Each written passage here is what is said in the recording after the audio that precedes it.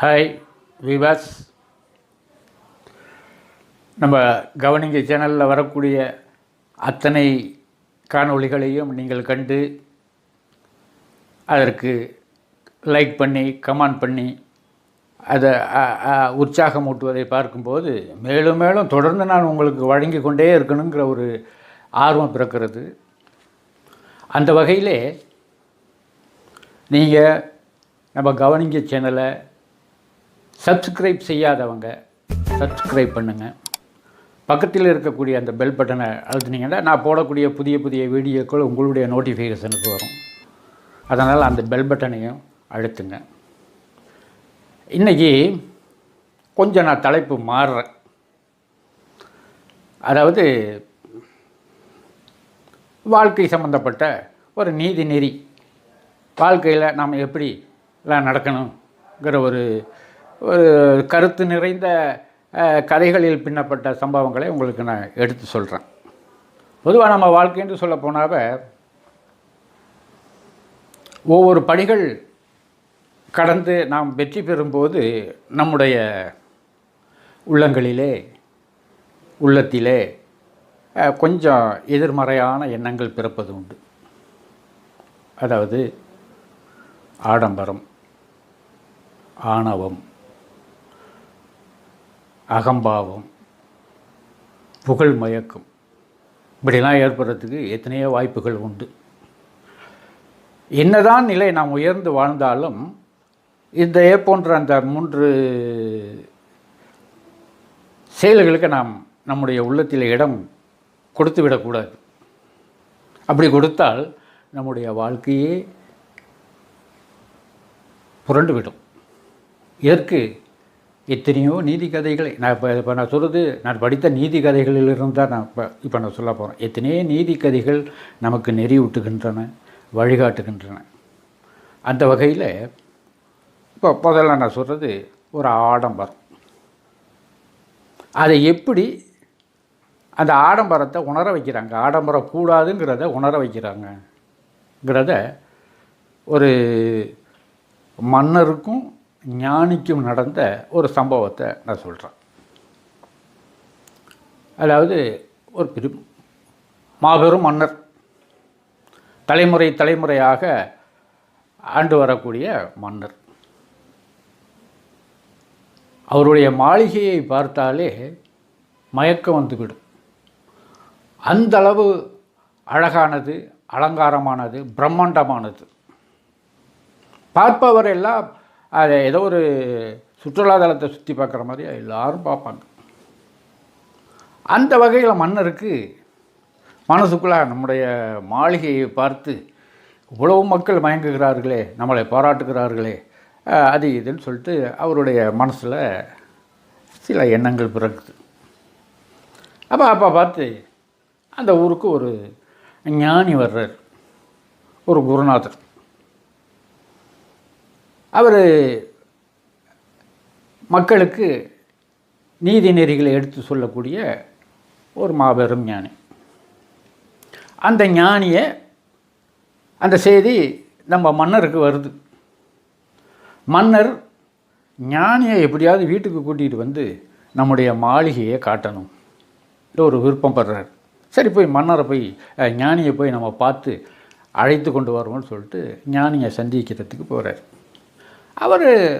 அவருடைய இடத்துல தனது சீடர்களோடு அமர்ந்து போதனை செய்து கொண்டு இருக்கும்போது மன்னர் போய் அவருக்கு செய்ய வேண்டிய அந்த மரியாதை நிமித்தங்களை எல்லாம் செய்துவிட்டு, பெரியவர் அவர்களே, ஞானி மகானே, நீங்கள் எனது இல்லத்திற்கு வர வேண்டும், அங்கே வந்து என்னை ஆசீர்வதிக்க வேண்டும் சொல்ல, வருகிறேன் சொல்லிட்டு ஞானியும் சொல்ல மன்னரை அழைத்து கொண்டு செல்கிறார்.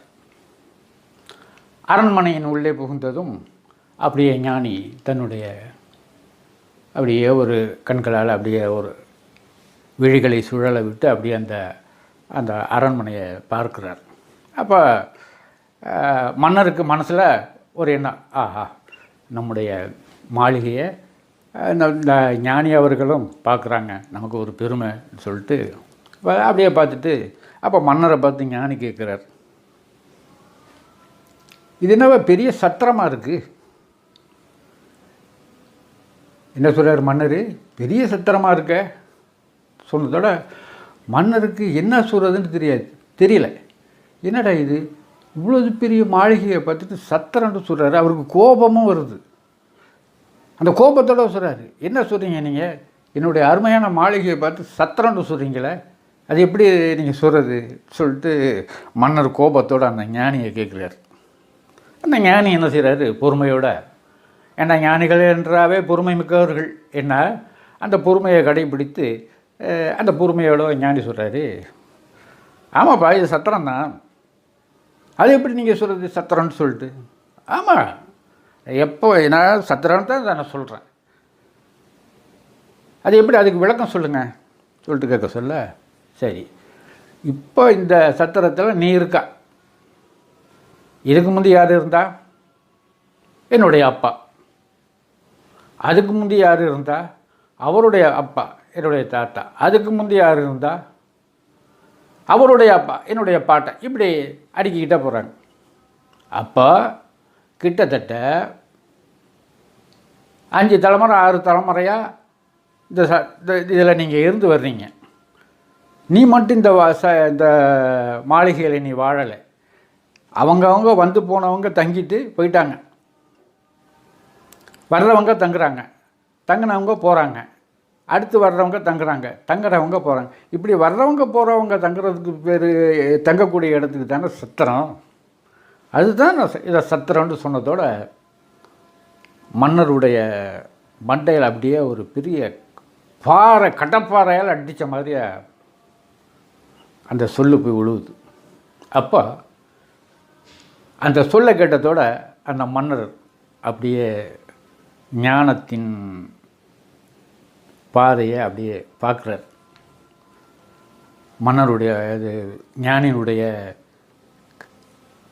கால்கள் ஞானியை பணிந்து, நான் இதுவரை ஒரு ஆடம்பர பிரியனாக வாழ்ந்துட்டேன், இது நமக்கு சொந்தம்னு சொல்லிட்டு நான் நினச்சிட்டேன், இதெல்லாம் கூட வராதுங்கிறதையும், இது உண்மையிலே வாழ வந்த இடம் சத்திரம்தான்ங்கிறதையும் எனக்கு உணர்த்தி என்னுடைய புத்திக்கு தெளிவு கொடுத்த உங்களை நான் ரொம்ப பணிகிறேன், பாராட்டுகிறேன்னு சொல்லிட்டு அன்னையிலேருந்து தன்னுடைய வாழ்க்கை நெறிய அப்படியே மாற்றிக்கிட்டார். உலகம் இறைவனின் சந்தை மடம், இது வருவோரும் போவோரும் தங்குமிடம், இதுவல்ல நமக்கு சொந்த இடம், இதுவல்ல நமக்கு சொந்த இடம், அங்கே இருக்குது வேறு உரிய இடம், உரிய இடம். இதில் ஆடம்பரம் போயிடுச்சு. அடுத்து இதே போல் ஒரு ஞானியும் ஒரு மன்னர் அதுதான் செஞ்சுக்கிறாங்க. இதில் ஆணவம். அப்போ அந்த ஊருக்கு ஒரு மாபெரும் ஞானி வர்றார். ஊரில் உள்ள மக்கள் எல்லாம் போய் அந்த ஞானியை தரிசனம் செஞ்சு எங்களுக்கு நல்ல உபதேசம் பண்ணுங்கள், அறநெறிகள் சொல்லுங்கள் அது என்று சொல்லிட்டு அவங்ககிட்ட போய் போதனைகள் பெற்று அவங்க அந்த ஞானியோடு அமர்ந்து இது நல்லறிவு பெற்று வர்றாங்க. ஊர் மக்கள் எல்லாருமே கூட்டம் கூட்டமாக திரண்டு போய் இந்த செய்தி அந்த மன்னருக்கு எட்டுது. மந்திரிகள்லாம் சொல்கிறாங்க, எப்போ ஊருக்கு ஒரு மாபெரும் ஞானி ஒருத்தர் வந்திருக்காரு, அவர் மக்களுக்கெல்லாம் அறிவுரை சொல்கிறாரு, நாமும் போய் பார்த்துட்டு வருவோமே சொல்லிட்டு போமே சொல்லிட்டு மன்னர் என்ன செய்கிறாரு, அரண்மனையிலிருந்து தன்னுடைய படை பரிவாரங்களோடு அந்த ஞானி தங்கி இருக்கக்கூடிய அந்த குடிசைக்கு செல்கிறார். அப்போ தன்னுடைய மந்திரிகள் எல்லாம் போய் இது போல் மன்னர் வந்திருக்காங்கன்னு சொல்லிட்டு மன்னரை பற்றி பெருசாக புகழ்ந்து அவளை என்னென்ன புகழ் பாட முடியுமோ புகழ்ந்து அந்த மன்னர் வந்திருக்காங்க, நீங்கள் வந்து மன்னரை பாருங்கள் சொல்லிட்டு ஞானிகிட்ட சொன்னதோட ஞானி தனக்குரிய பாணியில் கோபம், அதாவது கொஞ்சம் வெறுப்படைஞ்சிட்டார். ஆஹா மன்னர் அப்படிங்கிற உடனே ஞானி சொல்கிறாப்புல, இப்போ நான் வர முடியாது, நான் செத்த பிறகு வந்து பாரு, நான் செத்த பிறகு வந்து பாரா, என்ன சொன்னீங்க? இது மன்னர்கிட்ட போய் சொல்லப்படுது. இதே போல் அரசே, நாங்கள் போய் அந்த ஞானியை கூப்பிட்டோம், அந்த ஞானி என்னால் நான் செத்தப்புறம் வந்து பாருன்னு சொல்லிட்டு சொல்கிறாரு, வரமாட்டேங்கிறாரு. இவர் என்ன செய்கிறாரு, அந்த ஞானிக்கு ஆணவம்னு நினச்சிக்கிட்டு அந்த என்ன பேசுகிறாரு அந்த ஆள், அந்த அந்த ஞானி, இவங்கள்லாம் ஒரு ஞானியா அது இதுன்னு சொல்லிட்டு மனசுக்குள்ளாக தன்னுடைய மந்திரிமார்கள்ட்ட கோபமாக பேசிட்டு, வர்றியா வரலையான்னு சொல்லிட்டு கேளு சொல்லிட்டு மீண்டும் அனுப்பி விட்றாங்க. அப்போவும் மந்திரிமார்கள் போய் கேட்க, நான் செத்தப்பறம் வந்த பாரு, இப்போ பார்க்காத சொல்லிட்டு மறுபடியும் சொல்கிறார். அப்போ அந்த காலத்தில் எப்பவுமே அரசாளக்கூடிய மந்திரிகள், அரசாளக்கூடிய மன்னர்கள் மந்திரிகளோடு இருப்பாங்க. அதில் மந்திரின்னு சிலர் வச்சுருப்பாங்க.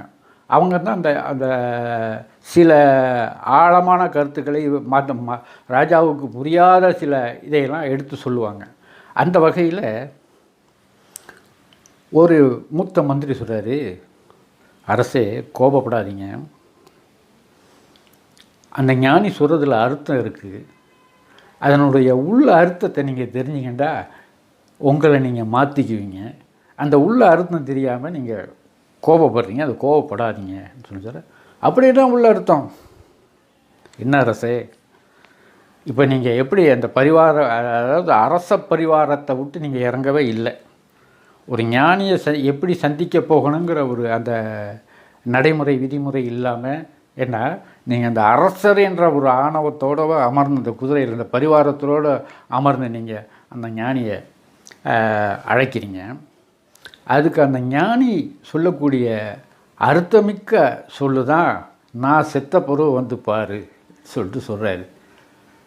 இது நீங்கள் எடுத்துக்கிட்டு அவர் செத்த பருவ வந்து பார்க்க சொல்கிறாரு, எப்படி வந்து பார்க்க முடியும்னு சொல்லிட்டு நீங்கள் எடுத்துக்கிட்டீங்க. ஆனால் அந்த ஞானி சொல்கிறது அதல்ல. நான் என்ற அகந்தை, நான் என்ற ஆணவம் உன்னிடமிருந்து விலகிய பிறகு, உன்னிடமிருந்து செத்த பிறகு தனி மனிதனாக, சுத்த மனிதனாக என்னை வந்து பார் சொல்லிட்டு சொல்கிறார் அரசன்றதோட, அரசருக்கு அந்த முந்திய அரசருக்கு அடித்தது போல் பின்னாடி ஒரு சவுக்கடி விழுகிற மாதிரியா விழுகுது மண்டையில். அப்போ அந்த அரசர் உணர்றார், ஆஹா, நாம் இதுவரைக்கும் நான் என்ற அகந்தையோடு நாம் வாழ்ந்துட்டோம், அதை யார் யார்கிட்ட போய் காட்டணும் காட்டக்கூடாதுன்னு தெரியாமையும் வளர்ந்துட்டோம்.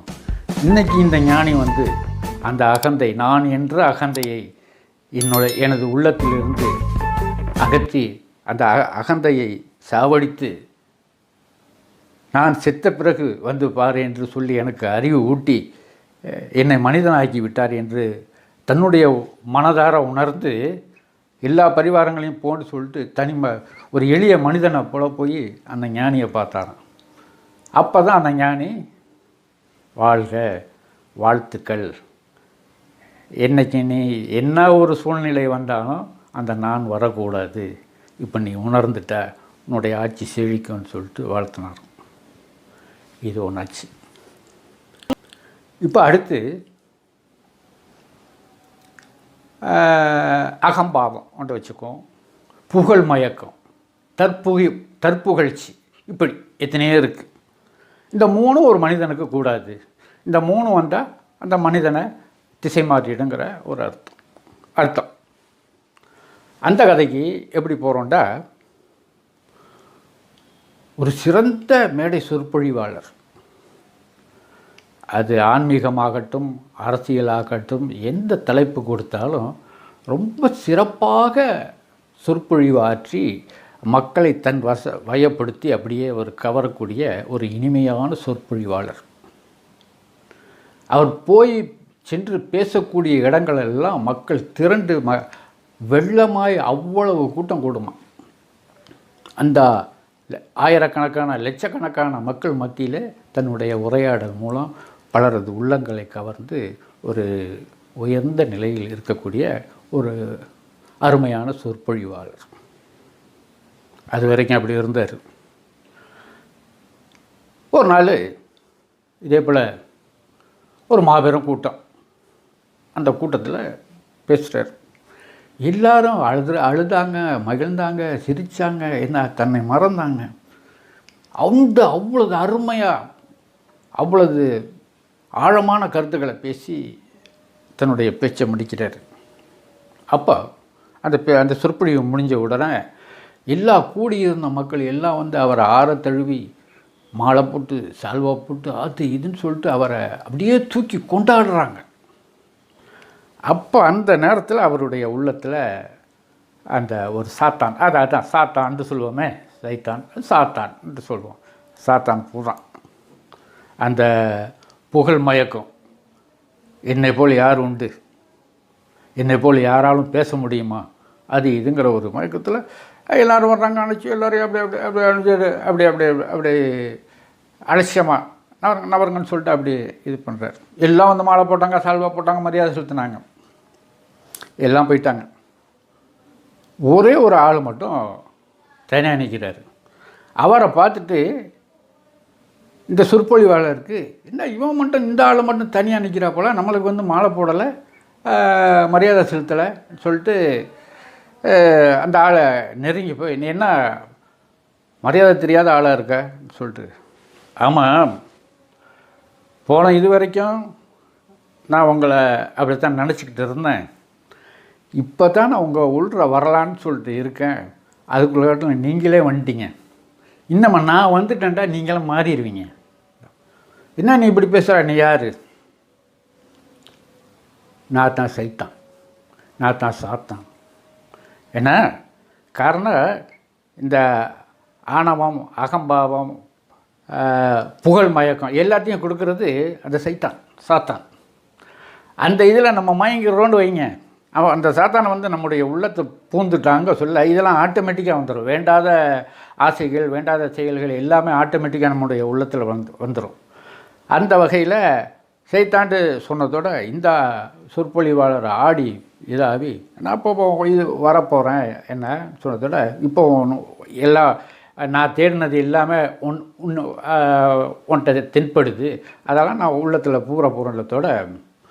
அப்போ அந்த சொற்பொழிவாளர் சொன்னாராம், அப்படியே நடுநடுங்கி போய், நான் கொஞ்ச நேரம் நான் என்னை மறந்தது உண்மைதான், இவ்வளவு நாள் அந்த எண்ணமே இல்லை, இப்போ இருந்த கூட்டம் வந்து செஞ்ச மரியாதை அது இதை பார்க்க சொல்ல என்னுடைய உள்ளத்தில் அந்த ஒரு கர்வம் பிறந்தது, ஆனால் அது தொடரக்கூடாது என்பதை நீ வந்து சுட்டி காட்டிட்ட.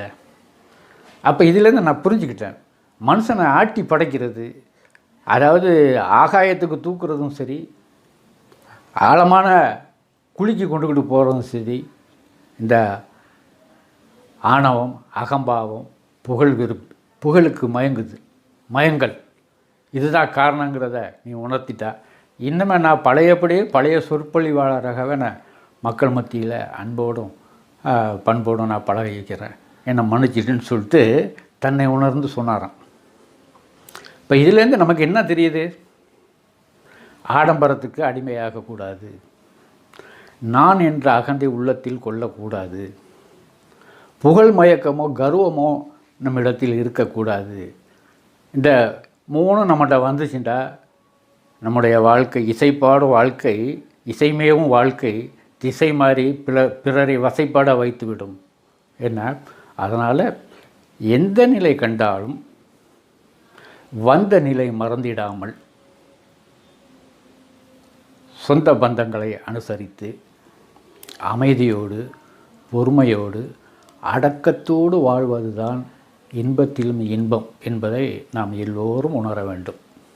முதலில் நமக்கெல்லாம் தொட்டிலடா, கண் மூடினால் காலில்லா கட்டிலடா, ஆடி அடங்கும் வாழ்க்கையடா, ஆரடி நிலமே சொந்தமடா, ஆடி அடங்கும் வாழ்க்கையடா.